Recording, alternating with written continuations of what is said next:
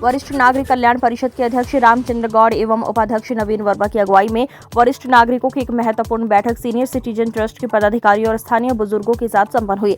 बैठक में बुजुर्गों की समस्याओं को गंभीरता से उठाया गया और उनके समाधान हेतु प्रशासन व सरकार से ठोस कदम उठाने की मांग की गई। बैठक के दौरान सीनियर सिटीजन ट्रस्ट के अध्यक्ष दलीप सिंह खतेवाल ने कई महत्वपूर्ण मुद्दों पर अपनी बात रखी। उन्होंने बुजुर्गों की सुरक्षा को प्राथमिकता देने की आवश्यकता पर बल दिया और जिले में बढ़ती नशे की प्रवृत्ति पर गहरी चिंता व्यक्त की। उन्होंने कहा, पहाड़ की संस्कृति और प्राकृतिक विरासत को संरक्षित रखने की आवश्यकता है, जिसे कुछ असंवेदनशील गतिविधियों के कारण नुकसान पहुंच रहा है।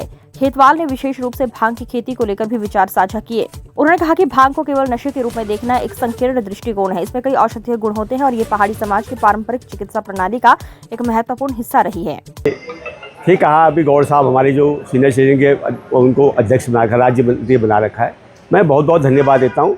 उन्होंने कहा कि सरकार में 2006 से ये पद सृजित कर दिया था, लेकिन धामी जी ने इसको जो है 2025 में किया। इसलिए धामी जी को भी बहुत बहुत धन्यवाद देता हूँ।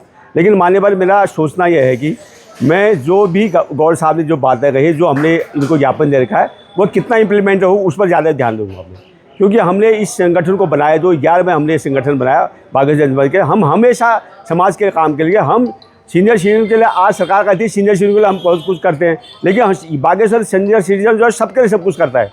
यह भी एक संरक्षक के रूप में करता है। उन्होंने कहा कि समाज को बचा रखा तो सीनियर सिटीजन के माध्यम से बचा रखा, और मैं सीनियर सिटीजन ट्रस्ट के माध्यम से एक आपके शासन के माध्यम से बागेश्वर जनपद के जितने भी प्रशासन है, शासन है और राज्य सरकार से निवेदन करना चाहता हूँ, जो उत्तराखंड में कपकोट विधानसभा में जो चरस का से हमारे बच्चे बर्बाद हो रहे हैं, जो चरस से 10 साल की सज़ा हो रही है, वो भी हमारे लिए बहुत बड़ा रोग है, वो बड़ा कैंसर है। इस पर सरकार ने अभी चेतना चाहिए। अगर सरकार इसको, ये इस भांग को, नशे युक्त भांग को उत्पन्न करे ना, ये जो हमारा नशे वाला भांग है उसको कहीं उसको नष्ट करे। और सरकार ने जो हमें नशा युक्त भांग है उसके लिए बहुत सारे नियम कानून रखे, वो नियम कानून को हटाओ भाई। हमारे जैसे हर साल जो है 10-10 साल बच्चे जो है जेल में फंसते जाएंगे, तो क्या वो जेल से आकर के कोई डॉक्टर इंजीनियर बन के आएगा? ये बहुत बड़ी समस्या है। सीनियर सिटीजन ट्रस्ट इस माध्यम से कहना चाहता है कि अगर पहाड़ बचेगा, युवाओं को भी बचाना है।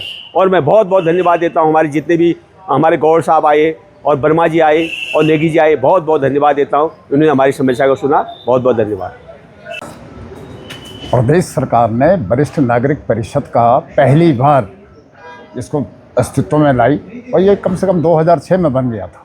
लेकिन यहाँ के युवा मुख्यमंत्री ने इस वरिष्ठ लोगों की समस्याओं को देखते हुए इसमें 3 तो उपाध्यक्ष दिए और 1 अध्यक्ष का दायित्व देके इस वरिष्ठ नागरिक परिषद को सशक्त बनाया गया है और इस विभाग को अपने पास रखा है, ताकि हम सुदूर क्षेत्रों में, अपने हर एक गांव में जो हमारे ग्रामीण क्षेत्र हैं, कि देख सकें कि हमारे बुजुर्ग की स्थिति, उसके सामाजिक स्थिति क्या है, उसकी आर्थिक स्थिति क्या है, वो किस ढंग से उनका जीने का चल रहा है।